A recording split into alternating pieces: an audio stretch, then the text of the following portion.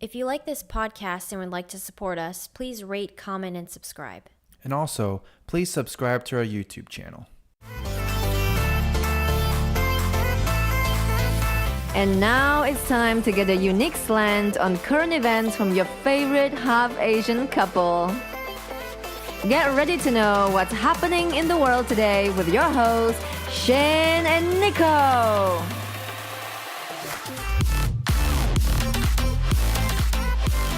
So I'm starting it this week. So I guess, what's happening, guys? I'm Shaine. No, you're not. Oh. I'm Shaine. And I'm Nico. And this is the What's Happening podcast. That's right. Today we're going to have on a guest. Yeah, we had Scott Horton on.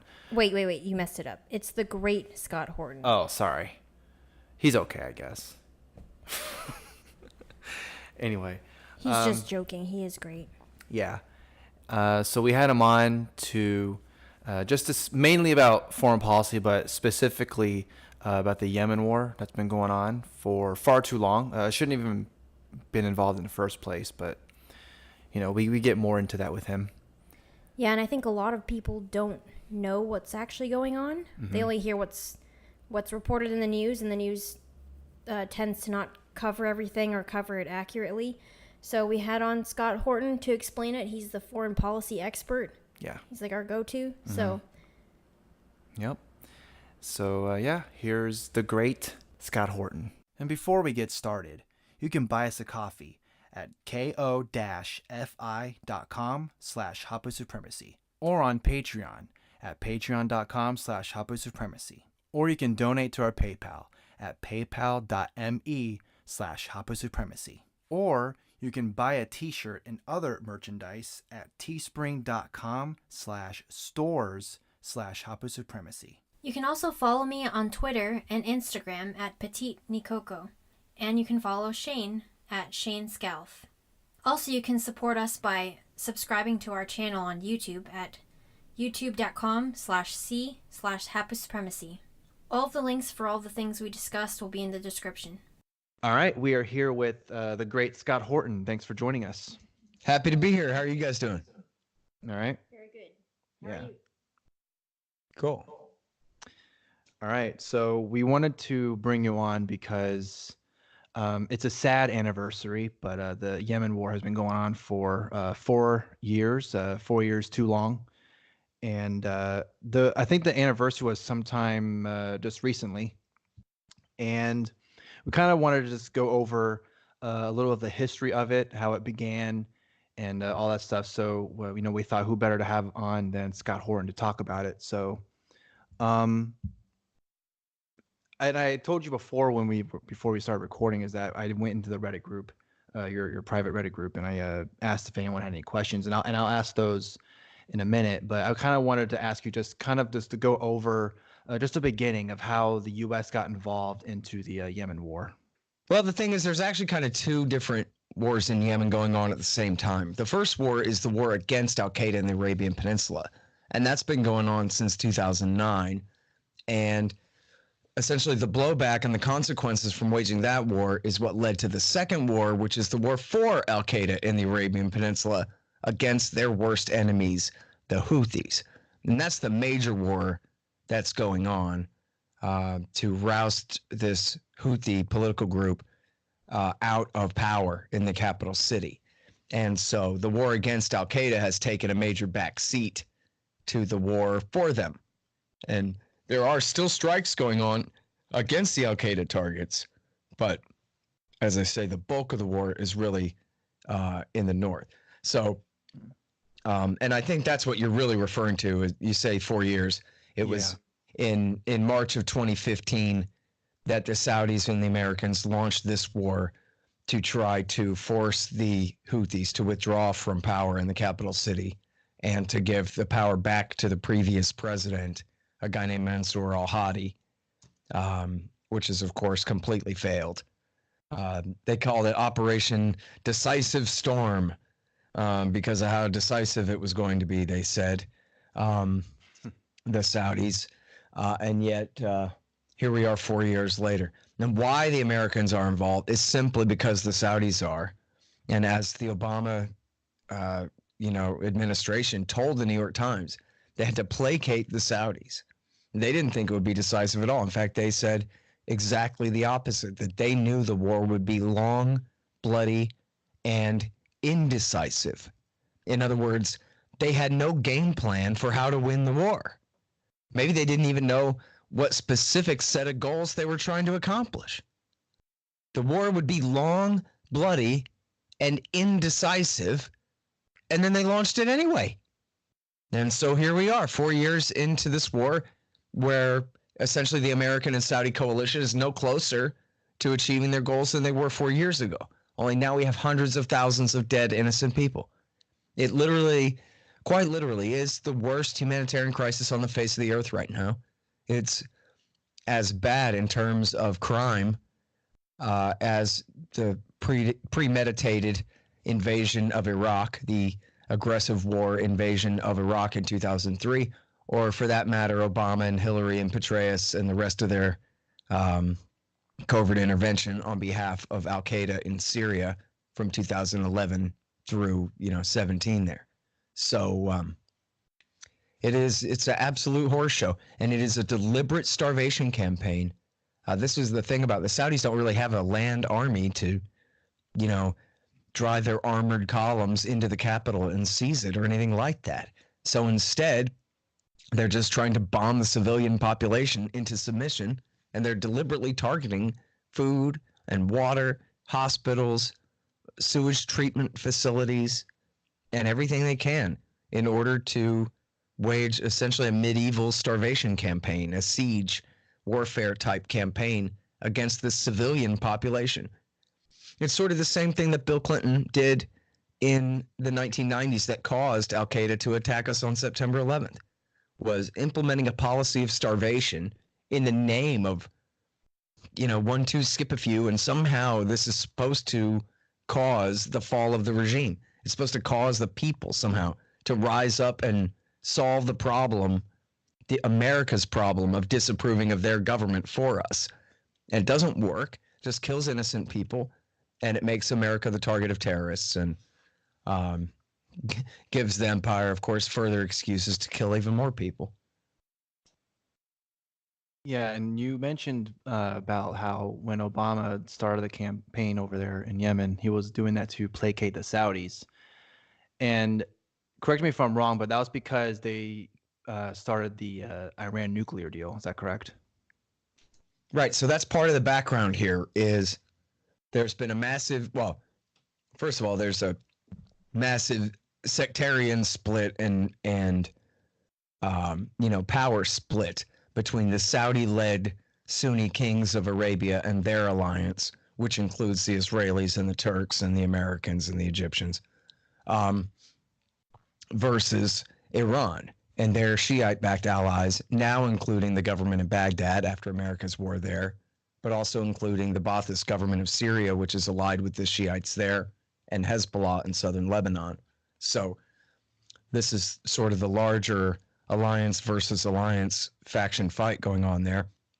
And for years, the threat of war with Iran, which was a very real threat from time, at certain times anyway, was predicated on the false claim that their nuclear program was a nuclear weapons program and that a war would be required to prevent them from achieving nuclear weapons capability. That was never really true. They were members of the Non-Proliferation Treaty. They had a safeguards agreement with the International Atomic Energy Agency, and under that treaty, and the IAEA continually verified their non-diversion of nuclear material to any military or other special purpose, as they put it. But that just wasn't good enough. Proving the negative wasn't good enough.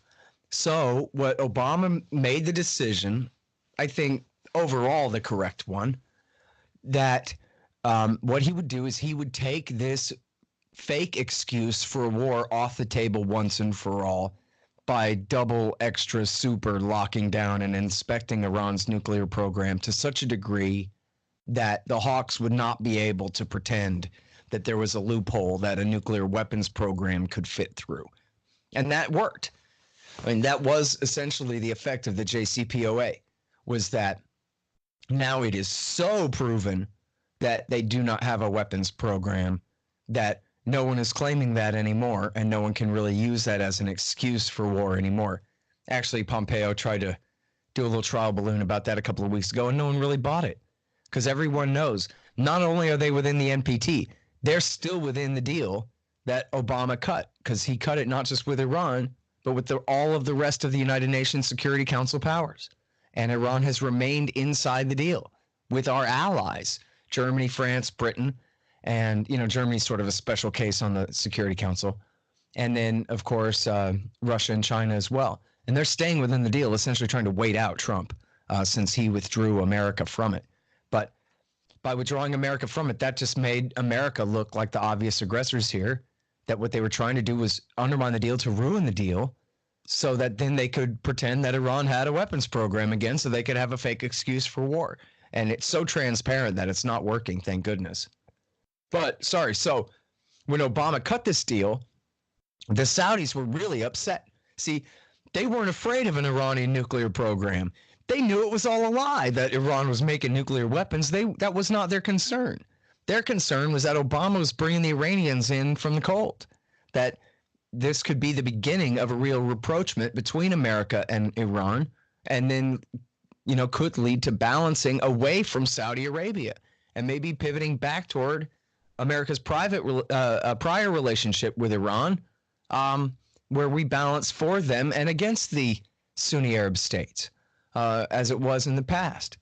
And so part of this was them haranguing America into launching this war, and the Americans allowing themselves to be harangued into doing this thing in order, as you say, quoting that same New York Times article, to placate the Saudis so that they would understand we're not tilting back toward Iran here. I mean, frankly, as annoyed as Obama was with the Saudis, he was not adopting a new strategy of balancing back toward Iran. He was not doing that. He was just taking the threat of war off the table. That's all he was doing. They overreacted.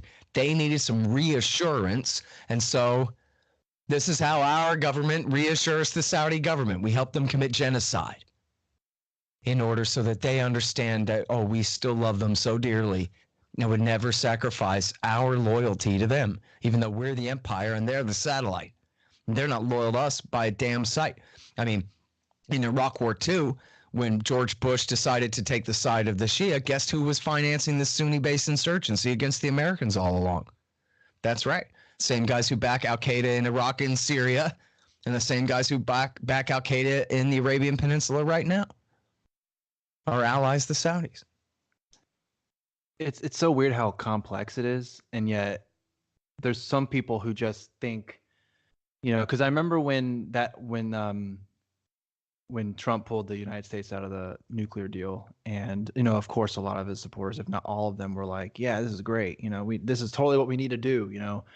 But then there were some who were like, you know, level-headed, and were saying, hey, you know, if we get out of this, this is gonna, you know, this is a big mistake, you know, like you were saying, you know, it just gave him another, I don't know, it just gave him an excuse to be like, see, Iran is actually a threat, even though in my entire lifetime, I don't know of any time where Iran ever, you know, had an air force come over here and start shooting missiles at us or something, you know, because, you know, I don't think Iran even has an air force. I mean, hardly any of those countries over there, you know, what is Yemen doing that they're some kind of threat to us, you know, other than like, you know, placating the Saudis, you know, oh, well, Yemen, I guess, or people that are there, you know, like with Saudi Arabia, they just don't like the people there. So we got to do something about it, I guess. And for some reason, we're allies with Saudi Arabia. And yet, you know, we always talk about how, you know, we're doing so much stuff for human rights and all that. And yet here you are being partners with some of the worst criminals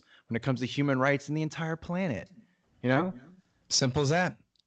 I mean, the fact is, you know, after Iran bombed the Beirut Marine Corps barracks with the Amal militia, did that on their behalf in 1983, which is something that Hawks still cite. Well, Ronald Reagan kept selling them missiles after that. The Israelis were still allies with them after that for years. So If Ronald effing Reagan, the greatest leader in all world history, as far as anyone around here knows, I guess, can make friends with the Ayatollah and sell him weapons within months even of that Beirut attack because they had their interest in doing so, then we ought to be able to get along with them right now. And the fact that Hawks have to hide behind a bombing from 1983 is pretty telling, that they don't really have another case against Iran. Now, they can blame Iran for intervention in Iraq, but they don't really want to talk about what happened there because what do? They had America get rid of Saddam for them. You know, the Iranians helped to back the Iraqi National Congress of lying WMD rumor-mongering exiles of Ahmed Chalabi and the boys to lie to the American neocons and tell them that the new Shiite regime would be best friends with the Israelis, to convince Wolfowitz and Pearl to launch that war, which they did. And then Bush took their side. He didn't have to. Of all the factions that he picked, not only did he pick the Shiite factions, but he picked the Supreme Islamic Council and the Dawa Party to fight for. So at the end of that, after it was already successful, after Bush had completed the mission of installing Iran's best friends in power there, the Iranians had their militias help to make it clear that the Americans could go now. Thanks for all your help. Don't let the door hit you in the ass on the way out, kind of a thing. And so out of 4,500 Americans who were killed in that war, approximately 500 were killed fighting Shiite militias. At the same time, though, there's a lot of question begging there that sort of pretends as though all of those were aggressive attacks by those militias against the U.S., when really the U.S. targeted Muqtada al-Sadr and his Mahdi army militia for elimination, blaming them for all America's problems there, blaming them for being the most Iranian-tied Shiite faction when they were not. They were the actually more Iraqi nationalist. They wanted America and Iran out, but America was in there too. So that's why they were targeted. So you could say in the most general sense, Iran-supported Shiite militias killed 500 out of the 4,500 Americans who died in Iraq War II, but only because, you have to, deliberately kind of ignore all the data points explaining, how it was that Bush and Petraeus had put them in that crazy position of fighting a war, sort of a mini war against the very factions they were fighting for to put in power there. And so, you can blame that on Iran. I mean, Iran's policy during Iraq War II was horrible. It was to work with George Bush to kill all the Sunnis. That's terrible. You don't have to praise that, but to call that really an anti-American policy is not so much. America signed on to what they wanted all along, all throughout that whole thing until the very end. And so, it doesn't amount to much. And then everything they've done since then, I always say the same thing over and over again because it seems like it's the only way for people to understand the policy over there, is the redirection. From 2007, it's the Seymour Hersh article in the New Yorker, and it's about how, guess who? Elliot Abrams and the rest of the neocons had eventually fessed up to themselves that they had really screwed up. They had just empowered Iran in Iraq to a tremendous degree. And so now, in order to try to correct for that, they were going to tilt back toward the Saudis. But tilt back toward the Saudis means tilt back toward Al-Qaeda. Again, they don't have a land army. They just have, insurgent Al-Qaeda type shock troops, the very kind that they helped support against the Americans in Iraq War II. America turned around and allied with them. And then that was the policy that took place in Syria. Why did Obama back Al-Qaeda in Syria? Because he was trying to make up for Bush's mistake. Bush gave Iran Baghdad. So Obama was trying to take Damascus away from them. In the most simple terms, their ally Bashar al-Assad and the Ba'ath Party of Syria that was allied with Iran as a consolation prize, since they couldn't launch the Iraq War all over again. But what happened there? Iran and Hezbollah came to help and help defend the Syrian state from the CIA's Al-Qaeda suicide bomber shock troops. So the whole thing backfired. So now in the year 2019, guess what? Iran and Hezbollah have more power and influence inside Syria than ever before. Just like in Yemen, They're launching this whole genocide in the name of limiting Iranian power and influence there. And yet Iran hardly had any power and influence there in the first place. Now they get credit for 4 years worth of Houthi victories that they hardly even participated in. You know, they give them a little bit of money and maybe a little bit of guns, but there's hardly any evidence of that because there's hardly any of it going on. And so, but in the future, here on out, certainly in northern Yemen, however this works out, among Shiite factions in Yemen, it's fair to say, it's a fair assumption that Iran will have more power and influence in Yemen than ever before too. And so then all you hear is Iran, Iran, Iran. But you never hear how all America does is, benefit their policy and their power and influence in the region by trying to prevent it, by trying to check them. The American imperial imbeciles just keep making everything worse. Now, but back to your real point, what you said in the first place is they didn't do anything to us. So make everything worse in terms of what? Make everything worse in terms of limiting American power and influence in the Middle East. But America's called America for a reason. It's over here in America. The middle part of North America, what right do we have to be the dominant force in the Middle East anyway? How in the world do we look at the Iranian ability to maintain their independence from us as some kind of threat? It's only a threat if you pretend that the Persian Gulf is an American lake, but it's not. It's the Persian Gulf. Yeah, it says it right in the name. I know. They even try to call it the Arabian Gulf. That was a neocon thing a couple years ago. Let's start calling it the Arabian Gulf. That'll fool everybody. Wow. I didn't even know that. It's crazy. So to kind of go to the Reddit question that was in there that I kind of mentioned before, and sorry if I'm repeating anything here, so just kind of want to put that out there. So the question that they say is, why the Saudis are fighting the Houthis, who the Houthis are, and why the war began, and what support is America still providing. So that's kind of like a lot of questions in one. So we can just kind of start with the first one. Why the Saudis are actually fighting the Houthis in the first place. And I know you kind of mentioned that before, but maybe kind of give a little more detail with that. Sure. Yeah, so like the chronology here goes essentially like this. 2009, Obama comes into power. He tells the CIA, I want you to start bombing Al-Qaeda in the Arabian Peninsula. And so they do. And they pay the dictator, Saleh, in guns and money to allow them to do so. Essentially, the Al-Qaeda and the Arabian Peninsula guys are far down in the south and east in the country. Very small number of guys. I don't know if they really controlled any territory at that point. Very little. Well, as you could expect, the war against them only made them more and more powerful, because a drone dropping 500-pound bombs is actually not a scalpel, right? It's actually not precision warfare. They kill innocent people all the time. And in one famous case, they presumably accidentally, bombed a meeting between leaders of Al-Qaeda and a local tribal chief that was telling them, you guys better stay the hell out of my village or you're going to have hell to pay. And then here comes the drone bomb and kills him with them and undermines the entire thing. And a bunch of innocent people too died that same day. And so it's just counterproductive. And their ranks only grew bigger and bigger. Okay.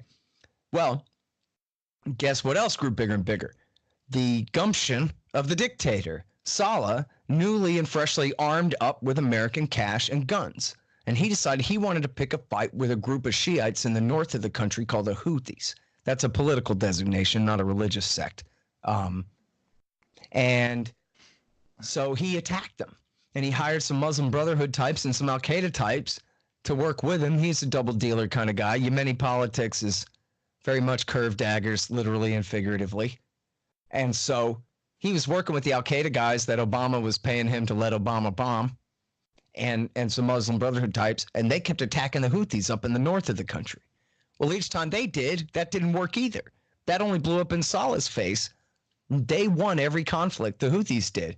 4 or 6 different attacks and battles, or campaigns, the Houthis turned it around on Saleh and grew more and more powerful. Then the Arab Spring comes. And this guy sets himself on fire in Tunisia. Riots break out. Revolution breaks out. The dictator flees. Next door in Egypt, the people say, wow, you can do that. And they all go outside. And they succeed in overthrowing Hosni Mubarak. There are days of rage, protests all across the Middle East, mostly against American-backed dictators because America backs most of the dictators. And so in Yemen, essentially all factions came out and agreed that they wanted to get rid of Saleh. And he refused to go. There were massive protests, et cetera, and all that. But then there were assassination attempts, and he was wounded in one of them. And while he was essentially at home healing up, the Americans and the Saudis worked out a deal that they would go ahead and push him aside and put the vice president, Mansour Hadi, in there. Well, the problem with that is he wasn't dead yet. Saleh wasn't. And unlike George Washington, he didn't go and just retire back to Mount Vernon. He took the army with him. He said, you can't fire me. I quit and I'm bringing my army. And so huge parts of the army were loyal to him and came with him. And then guess what? Turns out he wasn't a Houthi, but he was a Zaydi Shia from the north. So he made an alliance with his enemies, the Houthis, and they went to war against the Hadi government. And at the end of 2014, beginning of 2015, they came and took over, essentially, the capital city, leading to, real, I guess, then they chased Hadi down to the port of Aden, where AQAP had bombed the coal in the year 2000. And then eventually they seized that city too and forced him to flee to Saudi Arabia. And it was at that point that the war started. But guess what? Not really surprisingly, although I didn't know this at the time, I only found this recently, was a story in the Wall Street Journal that said that, guess what? Central Command was working with the Houthis to target AQAP. They're the worst enemies in the country of each other. And, because AQAP, the Al-Qaeda guys are, insane, very, very, very radical right-wing religious, exclusivists who consider everyone else to be a heretic and this kind of thing. They're extremely chauvinist. And so, they're self-defeating in that way too. Everyone in the world is your enemy. It's a good way to get defeated by them all, if you make things that way. But anyway, so, to the Al-Qaeda types, the Houthis are absolutely intolerable. And then, of course, vice versa. And so at the beginning of the year 2015, Central Command was working with the Houthis and passing them intelligence to use to kill Al-Qaeda guys for us. Then just 3 months later, Barack Obama turns right around and forms an alliance with Saudi Arabia, the United Arab Emirates, and of course Al-Qaeda in the Arabian Peninsula to betray those Houthis and launch this war against them.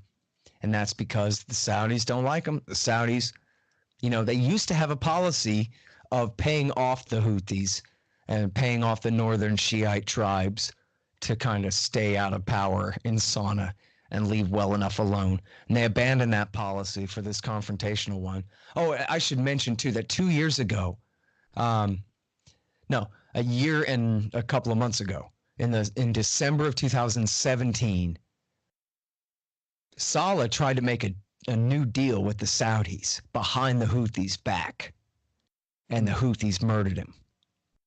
And what's messed up about that is I had been saying on the show, kind of tongue-in-cheek, but also kind of just being maybe a little bit cynical and resigned to the situation, that listen, if America and Saudi Arabia were able to get along with Saleh for 30 years, and now he's in an outright military alliance with the Houthis, then let's split the difference and put Hadi back on the throne. He's somebody that both sides can get along with. Let him be the compromise. We'll go back to the old dictator. There was a reason he was the old dictator. He was able to, balance the different competing power factions in that country in such a way as to hold it together. So, and it didn't have to maybe be him. Maybe it could have been his cousin or his somebody from his group, but somebody who, had a working relationship with the Houthis that they could deal with, and then make a deal with the Saudis that, look, this guy was good enough for you for 30 years, he'll be good enough for you now, and we could call an end to this thing.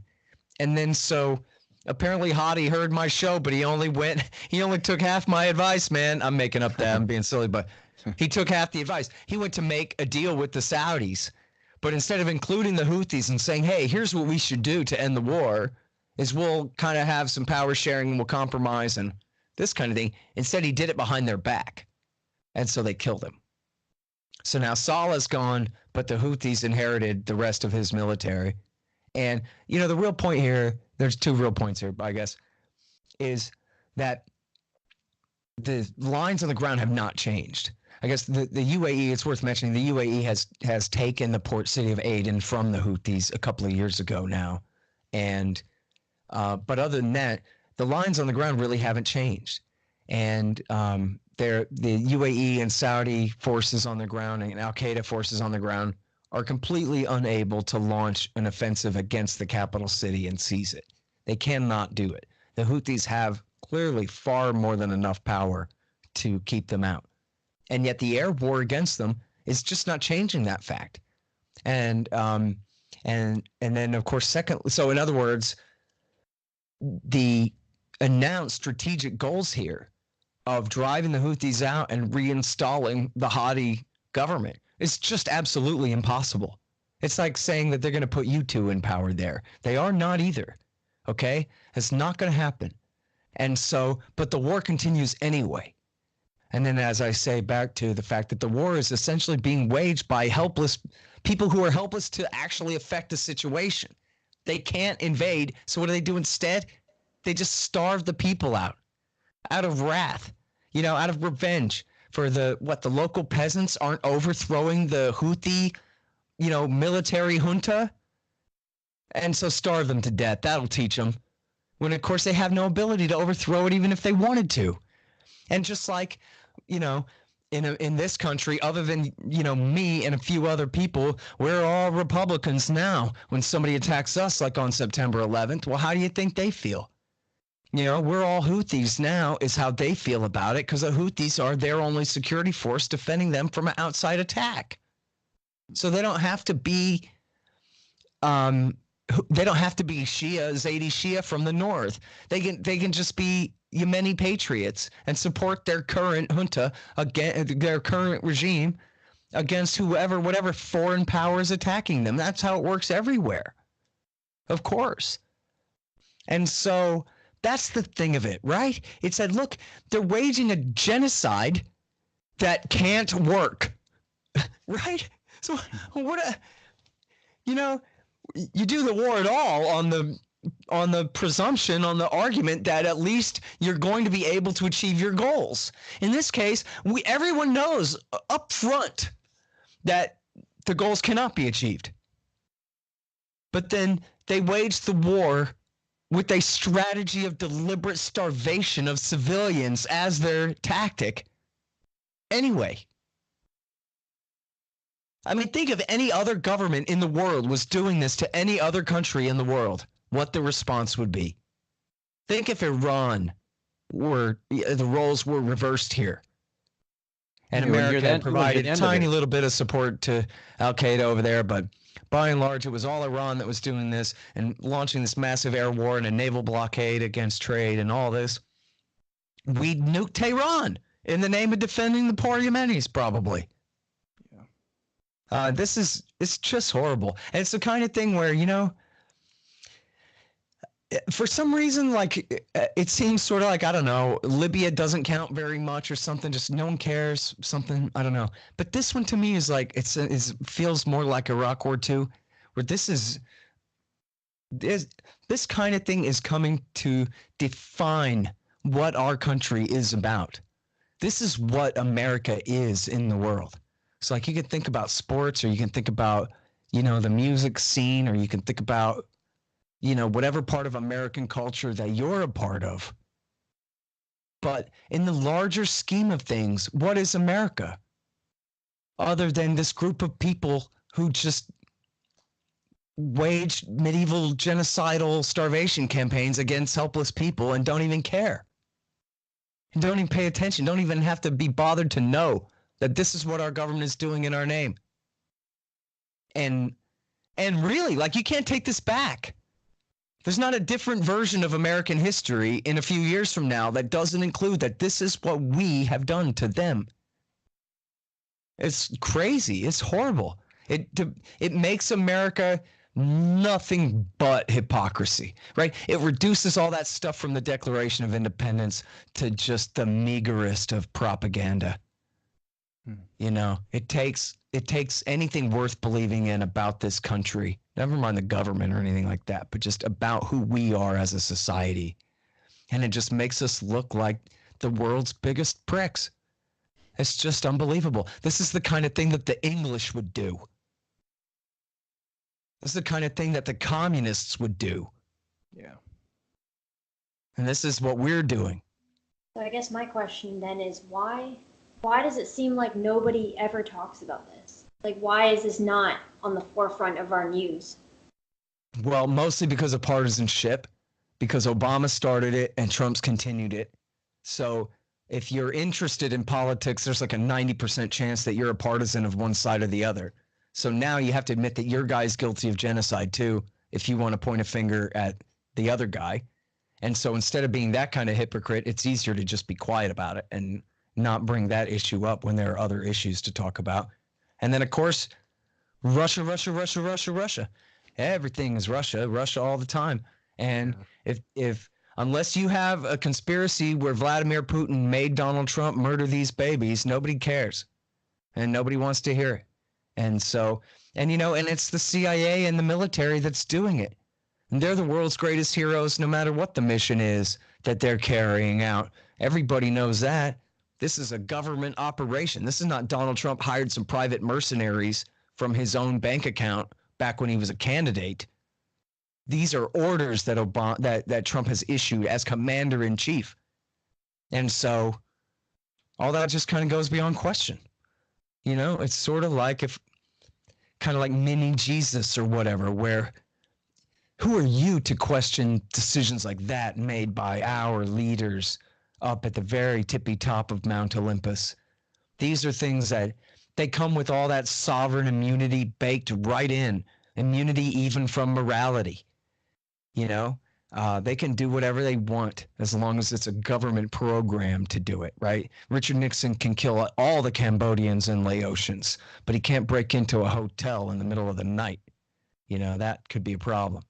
And so that's kind of the situation. And this is a crime of state. And it's a crime that implicates the entire U.S. Navy, the entire U.S. Air Force, the Special Operations Command, the Central Intelligence Agency, and the entire leadership of this government and its opposite party predecessor.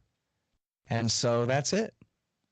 And so the babies keep starving. It was only in the last, say, not even half a year, maybe just the last 4 months, maybe 5 months, that PBS and the New York Times even started going there and filming these kids. I guess PBS went a year ago, but the New York Times, they only started going like last November or something like that. They started going there. It was Nasser Arabi was showing them around. He was an old New York Times reporter from the days of the war against AQAP, but they don't want to hear what he has to say now. But he was still their fixer, and he helped show these New York Times reporters around. And then they published this stuff that is an absolute horse show. I mean, don't show it to your mom. She might faint and hit her head. I'm serious. Like, it's sick. You look at, you know what? You guys are young and strong. Take a deep breath and go look at the New York Times photo essay of these dying babies in Yemen. And take responsibility. And that's us doing that to them. That's not bad weather. That's genocide. But even then, they're like, oh, look at some bad stuff happening in Yemen. But they don't explain that, yeah, that's because Obama is doing this to them. That Donald Trump is doing this because Obama gave him this war. He inherited this war. And then, of course, we all know how much Trump loves the Saudis anyway.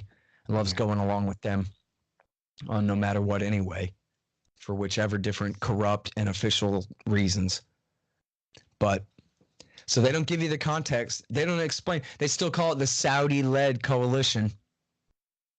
They still don't explain that this thing is 100% made in the USA, that this is America's war, just like Iraq War II was America's war. Just because we're not marching in the entire 3rd Infantry Division does not change that fact. You know, and in fact, Nasser Arabi has told me that the Yemeni people call it the American-Saudi War. Not the Saudi-American war, not the Saudi-led coalition war. It's the USA doing this to them. Oh, look, another F-15 dropping another bomb in my head. Where do they make those again? In the American Panhandle, the Texas Panhandle, or in Riyadh? Do they put those things together? And these people aren't fools. It's like the Palestinians getting shot with M16s and bombed with F-16s. Like they don't know where this stuff is coming from. Yeah, a couple things that that I wanted to say is that, you know, how when she was asking about why the media does never talk about this, there are articles where, you know, they do talk about it, but America is they're never mentioned. You know, there was like, oh yeah, Saudi Arabia, you know, blah blah blah blah, whatever. But the U.S., they're very rarely are they ever mentioned, if at all. You know, in like, you know, Right. They talk about support, American support for what the Saudis are doing. And even in Congress, when they fight about it, they've passed 2 resolutions under the War Powers Act in the House and the Senate, unbelievably, to try to stop this. But even then, it's to stop support for the Saudi war, which they are Saudi F-15s. I'm not saying it's the U.S. Air Force, but I'm just saying there's Saudi F-15s that could not fly for 1 minute without the U.S. doing everything for them. So, you know what I mean? At some point, who's zooming who here? Who's the empire and who's the satellite? Yeah, and there's a few people in Congress who are, you know, doing their best to do, you know, to try and stop this, but you know, of course, they're very outnumbered. You know, there's the, you know, Mike Lee, Bernie Sanders, and Ro Khanna. I don't know if I'm saying his name right, but you know, they're them 3. I'm sure I'm missing some other names, but those are the 3 that I can remember. Who, you know, they're co-sponsoring bills to get this thing, you know, to stop and all that. But you know, of course, all the Republicans and even the Democrats like, nope, fuck you. We're continuing this because, you know, we need that money. You know. I mean, and that's the sick part too, is we're talking about a few measly tens of billions of dollars. So maybe this is everything to the economy in Amarillo, but screw them, dude. You know, you ever hear the one about, geez, if you could push a button and kill an innocent person on the other side of the world and get $1 million, would you do it? And what, all our answer is, hell yeah, we would? Or of course not. That's sick. What are you talking about? You know, so if all of Amarillo has to pack up and move to Dallas, I don't care, you know, for them to be, for anyone to think. And look at what we're talking about. We're talking about a $20 trillion economy, right? Where a few tens of billions is a remainder. A few tens of billions is nothing. It's not even a pebble rippling in a lake. It's nothing. You know, you're talking about it's an F-15 making job for some guy. Well, tough for him, but at the cost of murdering little babies. I bet if you put it to him that way, that's what's really going on here. Not fighting for freedom, not providing air cover for American heroic GIs out there fighting enemies, just killing kids, bombing the cholera hospital where the babies are dying of cholera because we already bombed the sewage and the water works and the garbage company. I mean, would you do that for $1 million? Mm-mm. That's crazy. And so, yeah, for, you know, if you're a congressman and that's your district, then I guess they got you. But you ought to be willing to never be a congressman again in order to disappoint them. Screw them. At the expense of all of our humanity, we're gonna trade all that for a couple of dollars. Yeah, Nico's looking at the article that you were mentioning, and she's showing me the pictures and all that, and we'll make sure to have that on the link so that people can also look at it as well. But yeah, it's very graphic. Yeah, it's kind of makes you, like kind of speechless. Like, you're kind of like, because whenever you say we, obviously you're not saying us. You're saying the government, but in a way, it's kind of like one of those things where our tax dollars are going to this, or some of it. And after all, look, I mean, the thing of it is, man, you and me and her, we're individualist libertarians here. We understand about how responsibility works and that kind of thing.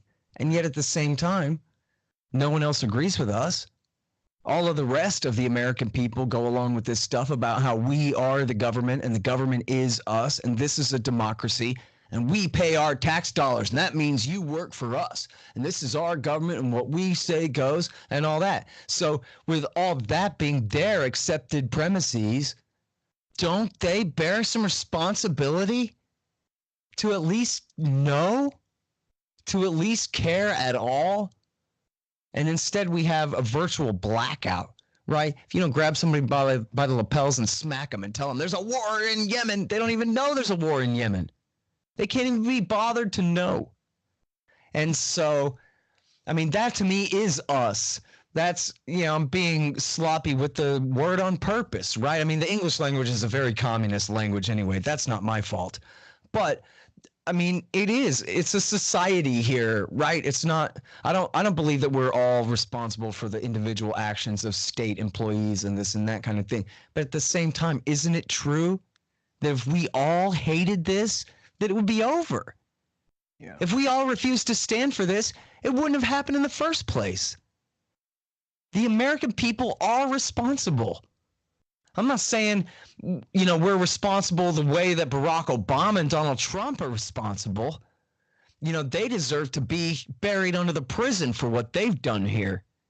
But I think, I don't know. For myself, it's absolutely my job to make everyone hate this as best I can. And I don't know if I have the right to put that on other people, oh, I tell you what your duty in life is or whatever. But you have me on to talk about this because you feel kind of the same way, right? That what if there was a general strike? What if the American people said, look, man, never again, at the very least means we aren't going to implement genocides. If we can't stop everyone inflicted by somebody else, we're not going to invade China to free Tibet. But for God's sake, we can stop doing this. And we can't even be bothered. Everybody cares so much about themselves only. This bothered me ever since I was even a kid, that if you're a skateboarder like me, then all your politics are supposed to be about skateboarding.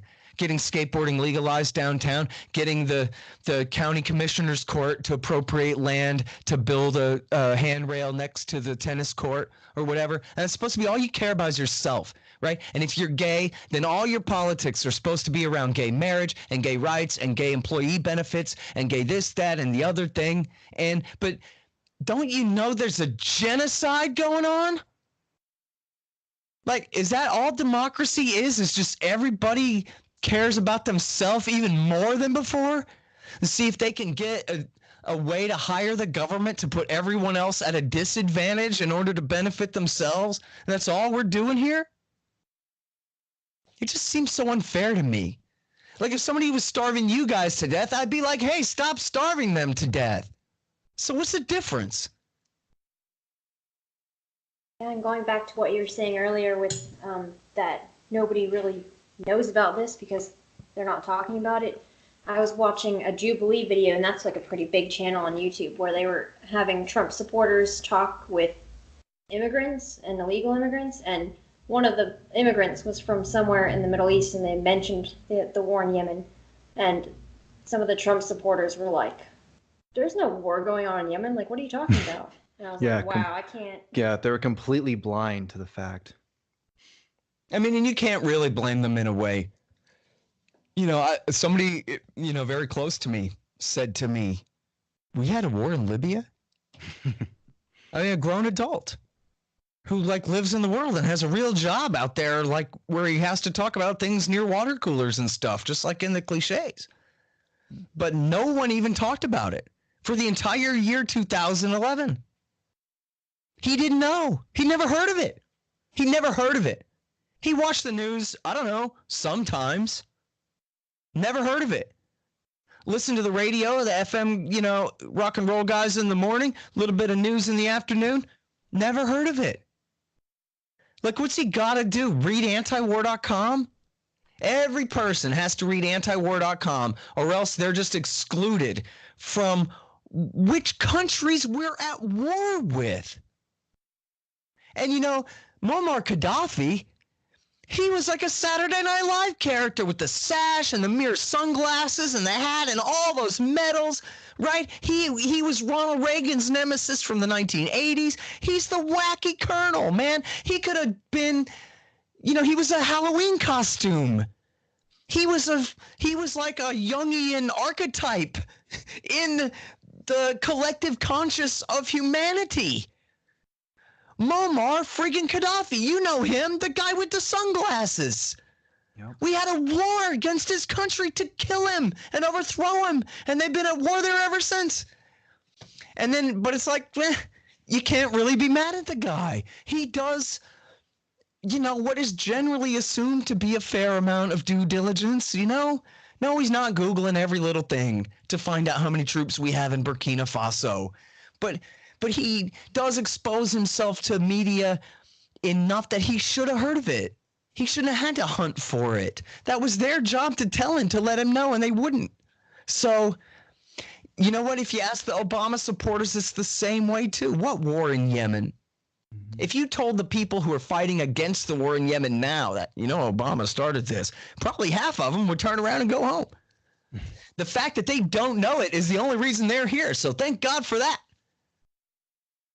You know, that's how bad it is. Seriously, with the ignorance here, it's just too much. And look, I mean, you guys were so young back then, but at the dawn of the terror war, man, it was such big TV. The terror war was the most exciting thing in the whole world, as Carlin had said, you know, 10 years before about the first Iraq war. Like, it was on every channel plus cable. Man, it was awesome. MSNBC had a soundstage full of toy airplanes that they would fly around and go zoom, zoom. This one is called an F-15. Zoom, zoom. I'm serious. That happened, okay? It was so exciting. Countdown to the next conflict. It was the biggest deal in the whole world. And then once the whole ball gets rolling, everybody gets to just tune out and forget. So, like, I'm sorry for being a bit commie with my collective blame. I'm not saying, like, people should be held collectively responsible. But I'm saying I do think that we should take responsibility for what our government is doing in our name and with our money. And especially when it's the kind of thing where it's absolutely clear. These are just absolutely scarlet war crimes. There's no excuse for this.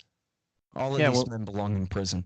Yeah, when we think something, you know, that we strongly believe is, you know, going wrong in our government, then we should have every right to, you know, protest that and all that. But, you know, like we're saying, you know, either people just don't care or they just don't know. And, you know, it could be a mix of both. I mean, maybe, you know, they don't know or, you know, whatever. But I mean, the only time that you know, and it was pretty recently, you know, when the whole Khashoggi thing was happening, that whole story, that was really the only time that Yemen would ever really be brought up, you know, a little bit, because, you know, it was about Saudi Arabia. And that was like the only time we're like, oh my goodness, America and Saudi Arabia, we have a relationship, a good one. What? You serious?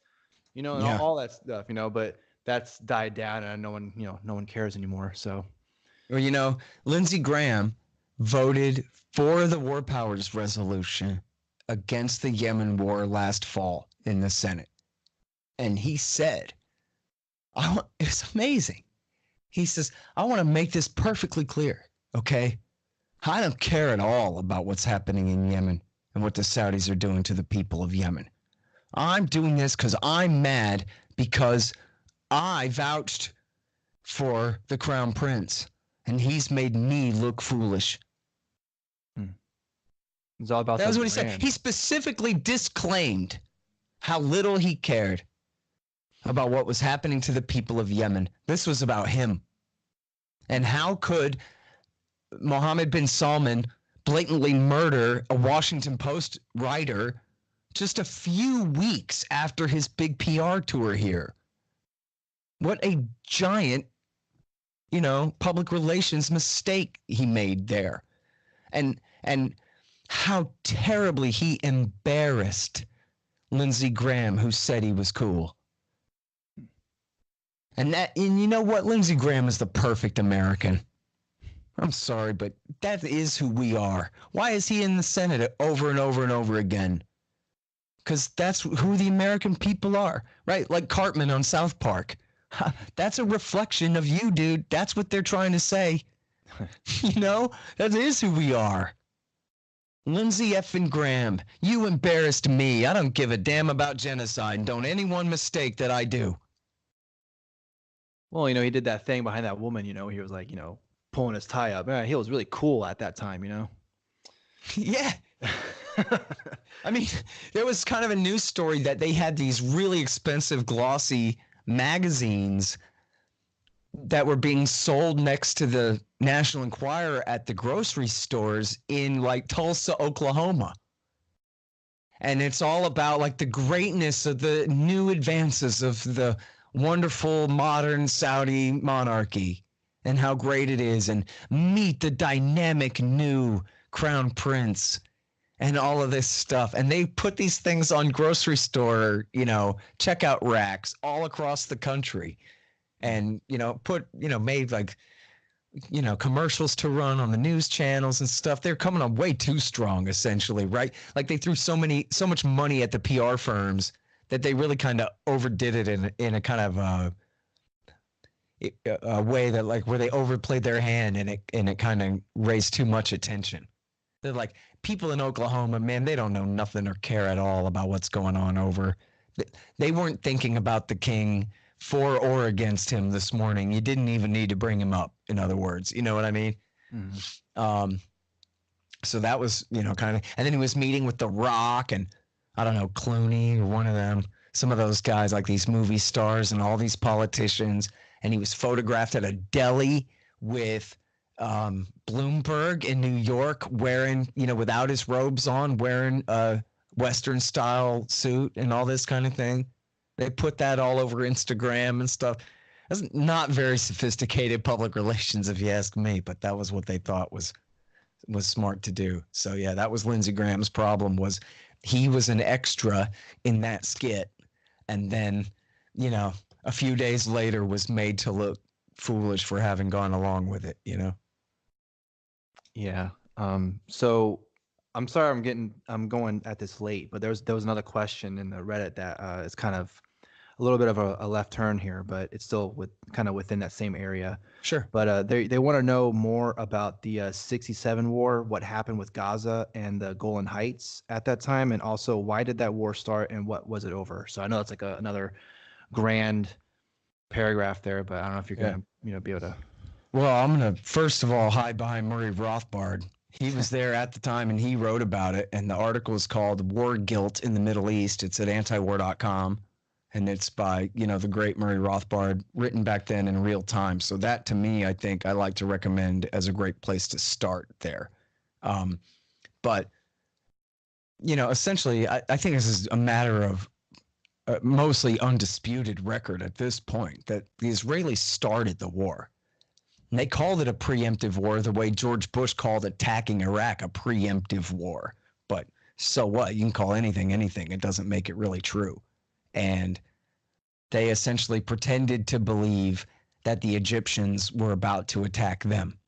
And so they attacked Egypt, and then Jordan and Syria jumped in as well. And America helped to supply, in emergency airlifts and everything. Was that the 73 war? I don't know, 67 too, I think. Certainly in 73. But anyway, but with American support before and or during, I forget if during as well, but they defeated them. And at the time, the Gaza Strip and the West Bank were both under the control of foreign countries. Gaza was controlled by Egypt, and the West Bank was controlled by Jordan. And the Golan Heights actually belonged to Syria, right? So the Egyptians, Gaza was not part of Egypt, and the West Bank was not part of Jordan, not really. I mean, the British had called it Trans-Jordan and that kind of thing. But essentially, the West Bank was considered Palestinian territory that was being administered by the government of Jordan. It wasn't they didn't overly conflate in a way to just pretend like, oh yeah, no, that is Jordan, and not so much. And that's important because, the people who lived on the West Bank there, some of them were from there, but most of them were refugees from the rest of Israel after it was conquered and they were cleansed in 1948. And so they bore no responsibility for the war. So even if you bought the premise that Egypt was about to attack and that so Israel really, even in launching the war, was essentially in a defensive posture there, and that even it was militarily necessary for them to occupy the West Bank and the Gaza Strip during that war, they had no right to try to keep them. And same for Golan. But so what happened was, in the Golan Heights there, they essentially cleansed, as they call it. I hate that. I don't know how to always imply ironic quotes, but that is such a sick term. I don't know if it's supposed to be an ironic term in the first place or what, but anyway, they cleansed the land. They forced marched 140,000 people out of the Golan Heights, and they only left a couple of 10,000 Druze behind, who live under occupation. And then very low thousands of them, I was just reading about this the other day, very low thousands of them have ever accepted Israeli citizenship. The Israelis officially annexed the Golan Heights in 1981. But see, in World War II, Hitler ruined it for everyone, essentially, for governments who wanted to conquer neighboring states and transfer their populations and change their borders in that way. He essentially wore that doctrine out so horribly with his attack on Eastern Europe that the world law from there on out, and good old Murray Rothbard, he was good on this too. I mean, I don't mean to beg all this question and whatever about how legit all this is, because I'm an anti-UN guy myself. But what happened, descriptive, not normative here, is that America essentially foisted the United Nations Charter on the world and said that this is the world law, and it says that you don't change borders with force. Not anymore. You're going to change your border, you're going to negotiate over it. Otherwise, current borders, wherever they happen to land, are sacrosanct and are not to be violated by other sovereign states. And so that's the law around the world. And the Israelis are outright in violation of it. They conquer this territory and then they take it for themselves. As Netanyahu said just the other day, after Donald Trump recognized it, not that he has any authority to recognize it. Golan Heights don't belong to Donald Trump. But he claimed to recognize Israeli sovereignty over the Golan Heights. And Netanyahu said, see, this proves you can take territory and keep it. As long as the other guys started the war, any territory they lose in the war, that's their tough luck. Well, but that's not the law. That's just what he wants, because the doctrine, the Likud party doctrine of his father specifically, is for a greater Israel, which stops at the Jordan River if they're lucky. I mean, and could maybe one day expand even further than that. That's their doctrine. In fact, that's why America doesn't have an official alliance with Israel, because the law in America says that if we're to have an official treaty of alliance with another country, they have to have settled borders. And the Israelis do not have settled borders. They refuse to define their eastern border. And so it's illegal. We can't get into a treaty with them, because that would be crazy beyond any other reason. To get into a treaty of mutual defense with a country that has borders that are still in question about where the line is drawn. So their plan is expansion. And so this is what to understand too about the West Bank, is that they already annexed it. It doesn't matter whether you call it that or not. What changed between 1967 and 1981 in the Golan Heights? Not much. Just that the Israelis decided to go ahead and claim that it belonged to them now, not Syria. It was not occupied land. It was their land, they said. Well, so what's the difference between their seizing and taking of Gaza and the West Bank in 1967 versus going ahead and declaring that these territories essentially are part of Israel. You know, from this point of view, I think that this is, you know, mostly correct. And the correct way to look at it is that the two-state solution was always just a mirage. It was always just, you know, Lucy and the football, always just a delaying tactic to claim that, yes, one day we'll let the Palestinians have independence in the West Bank and Gaza. That will be their state. We'll build a little bridge or a subway tunnel or a railroad or something between the two, and, you know, like a giant easement there. And then they'll be able to have a state, and one day we'll work it out and whatever. But that's been the claim really since Camp David in 79. And especially since Madrid and then Oslo in the very early 1990s. And yet it's clear now that that always was essentially a hoax, that the Israelis never really meant to give up the West Bank. The very limited amount of sovereignty that they almost got under Yitzhak Rabin in 1995 was ended when a Netanyahu fan executed him, assassinated him. And even that was going to be very much a pseudo state and still really an occupation by another name, even at that point. And the rest of this has essentially been a sham. So it's a way of kind of disguising the fact that right around half the population of Israel is not Jewish. That there's, you know, about a fifth of the population of quote unquote Israel proper, Israeli citizens, are Christians and Muslims. And then, but if you count the occupied on the Golan Heights, and if you count all the occupied in the Gaza Strip and the West Bank, and including East Jerusalem, then it's essentially like a 50-50 split. It might even be 52-48 or something like that in favor of non-Jews, which then goes to show then, if the West Bank and the Gaza Strip are essentially just states in the Union or counties in the Israeli state, then they live in an absolute Jim Crow apartheid system where, again, 20% of the Israeli population, I'm not exactly sure, I'm not that good at statistics and whatever, but 20% of the population of Israel are non-Jews who are allowed to vote, although their group can never be included in a ruling coalition in the country.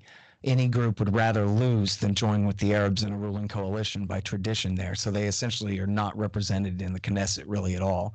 But then you have, so they have, and they're really third-class citizens and are totally mistreated and live under kind of, you know, really under Jim Crow type conditions themselves, where the people in the West Bank and Gaza have it even worse than that and have no political representation in the Israeli government whatsoever, no civil rights, no civil liberties, no nothing. They're under not just martial law, but under war law, under the occupation of a foreign nation, which is even looser, quote unquote, law than martial law. And martial law, of course, is obey all commands or be shot. And so they are essentially, it's not that they're slaves, because the Israeli Jews are not, you know, forcing them to work for free and stuff like that. They want them gone.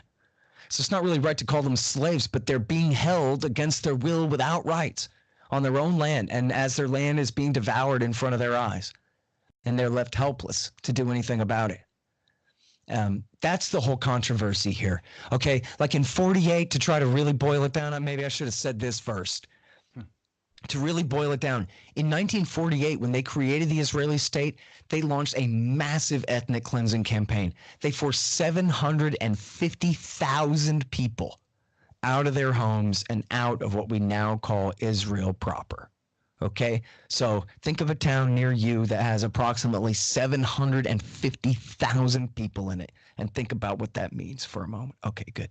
So I'm from Austin. That's about right. Okay, so maybe we're even a little bit less than that, and Austin's a pretty big city full of a lot of people, a whole hell of a lot of people. Okay, so, but they got away with that, essentially. But since 67, they occupied all this land. As I said, they cleansed Golan, but they could not get away with kicking all of the people out of the West Bank and Gaza Strip. So there's still millions and millions of people who are held there without rights. So that's the controversy. You know, I'm not saying it would have been fine for them to kick the people out or whatever. I'm being descriptive here, not normative, if you understand what I mean. My preference would have been no ethnic cleansing of anyone at all. What the hell? But I'm just saying it was, what do the environmentalists call it? Sustainable. The 1948 war and the outcome of that war essentially was sustainable. It was unfair. It was wrong. They were keeping people from returning to their homes and whatever is wrong. But it was what it was, and they got away with it. But what they've done since 67 is they've essentially taken possession of a foreign nation worth of people and refused to recognize any of their rights as human beings, their property rights, their right to participate in the security force that rules over them, etc., like the rest of us. So and I guess I could add, in 2005, they ended the quote-unquote occupation of Gaza, but they just turned it outright into a concentration camp. So, in other words, ironically, the Israeli Jewish settlers in the Gaza Strip were acting as human shields, protecting the Palestinians of Gaza from the worst wrath of the Israeli government. But once Ariel Sharon pulled them out of there in 2005, they just turned the place into a prison. And in fact, here, I have a quote so that you understand what happened here. Real quick, it's shouldn't be too hard for me to find. This is from Dov Weissglass, who worked for Ariel Sharon, the Israeli prime minister at the time. When he says disengagement plan, he's talking about the withdrawal from Gaza. And here's what he says. He says, the significance of the disengagement plan is the freezing of the peace process. Right? Because see, the peace process said, this is me talking again, the peace process said that Gaza and the West Bank will become one state together. And by doing this, they're separating the two and putting entirely different political incentives on the different actors within the two separate territories and dividing them from each other and taking the situation in Gaza into a whole new realm of activity outside of the Oslo Accords vision or roadmap for how the two-state solution was to be implemented, okay? So he says, again, quote now, the significance of the disengagement plan is the freezing of the peace process. And when you freeze that process, you prevent the establishment of a Palestinian state. And you prevent a discussion on the refugees, the borders, and Jerusalem. Effectively, this whole package called the Palestinian state, with all that it entails, has been removed indefinitely from our agenda. And all this with a U.S. presidential blessing and the ratification of both houses of Congress. This disengagement is actually formaldehyde. It supplies the amount of formaldehyde that is necessary so there will not be a political process with the Palestinians. Now, that's end quote. Now, if you ask any pro-Zionist, Hasbara troll on Twitter or pro-Israel spin artist about this, they'll say, oh, look, Israel withdrew from Gaza and tried to give them Gaza, and then what they get in return is some rockets and attacks because of the evil Palestinian terrorists, with no recognition that withdrawal was the most cynical move to deprive these people of independence, not to give it to them. If the guards all withdraw to the outer walls of a state prison, do you say that now the prisoners are free? Wow. Or they're still in prison? Right. Exactly. So I wanted to say one last thing. I don't know why this kind of brought up to me, but because we were talking about Lindsey Graham, we're talking about Golden Heights. But there was a Newsweek article that came out just a few days ago from this recording. It said that the headline is Syria says U.S. should give Israel South Carolina instead of Golan Heights. Well, it's the land of Senator Lindsey Graham. That's the headline. That sounds like an Onion article. Right. But it just goes to show how absurd it is that anybody is going to give land that doesn't belong to them to anyone else. It absolutely is absurd. Why is it more absurd that the Israelis have the right to steal South Carolina than to say they have the right to steal the Golan Heights. Nobody has a right to steal anything. Yeah, property rights. You know, the Rabbi Kahane, this made the news too. Benjamin Netanyahu has made an alliance with the Kahanists. Well, their parties have been banned from the Knesset by the Supreme Court of Israel for being fascists. They have been deemed so far over the line that they are banned from participating in the Knesset. And now Netanyahu is aligning with them and bringing them into power anyway because he needs those few votes on the right. But this guy Kahane, he was, by the way, Al-Qaeda's first target in America when they assassinated him in New York City in 1990. It was the guys who did that went on to do the first World Trade Center attack and so forth. It was Egyptian Islamic Jihad, which ended up merging with bin Laden's group and becoming Al-Qaeda. The same, essentially, group of guys, proto-Al-Qaeda guys, did that. But anyway, this guy Kahane, he was a fascist. And his whole thing was, and at least he was honest about who the Palestinians, or about the position that they had been put in. Hey, look, we're stealing all their land from them. You expect them to not fight? You think that if you give them a little bit of like clean water and electricity or whatever, you're going to get them to be quiet? This was before the first Intifada, I guess, that we're going to be able to get away with this? No way. And then, but what was his answer? Cleanse them all. Kick the other 5 million Arabs out of Israel, all the way into the Jordan River, and beyond that, it's up to them if they want to sink or swim or whatever they want to do. But steal the entire West Bank and remove every last Arab, Christian, and Muslim from the territory. And that was deemed to be absolutely beyond the pale at the time. He was considered a fascist, and yet this is Israeli policy, essentially, is to do that in slow motion. And he told Mike Wallace, there's an interview of him on 60 Minutes from the 1970s, where he explains to Mike Wallace, he goes, I'm not a Thomas Jeffersonian. I don't believe what you believe, Mike Wallace, about people are born with natural rights and everyone is equal. I'm on the side of my tribe against everyone else. If you're in my way, you're my enemy, and I'll kill you and I'll take what you have. Now, I'm not a Jeffersonian.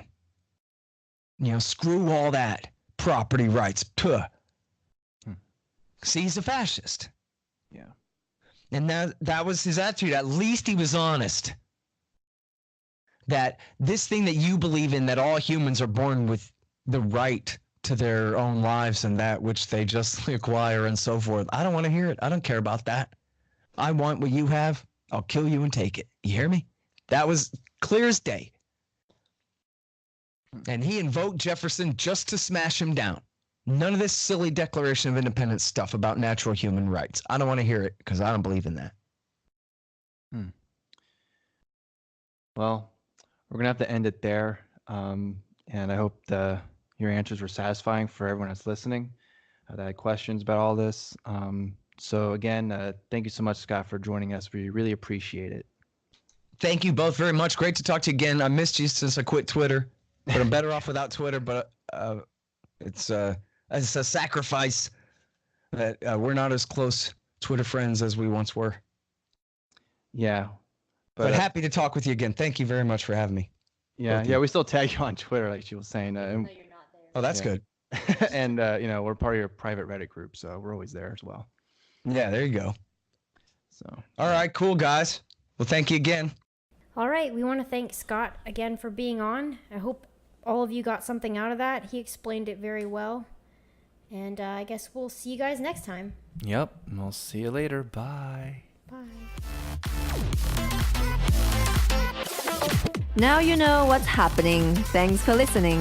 If you want to support the show, go to hapasupremacy.com and follow our social media. Have a great day.